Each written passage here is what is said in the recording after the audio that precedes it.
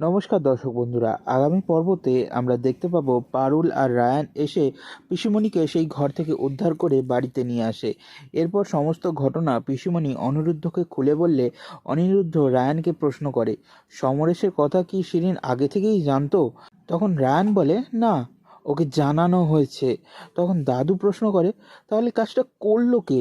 তখন রায়ান বলে ওঠে, মা। যা শুনে ভীষণই অবাক হয়ে যায় পিসিমণি আর বলে, বড় বৌদি তুমি কেন করলে এটা আমার সাথে? তখন মাঝখান থেকে পারুল বলে ওঠে, কেন করেছে সেটা আমি বলছি পিসিমণি। ওনার কিন্তু আপনার সাথে কোনো শত্রুতা রয়েছে আমার সঙ্গে। তখন রায়ানের মা বলে ওঠে, বেশ করেছি, আমি তো এই বিয়েটা ভেঙে দিতে চেয়েছিলাম। বিয়েটা যদি সত্যি ভেঙে যেত তাহলে সবচেয়ে খুশি হতাম আমি।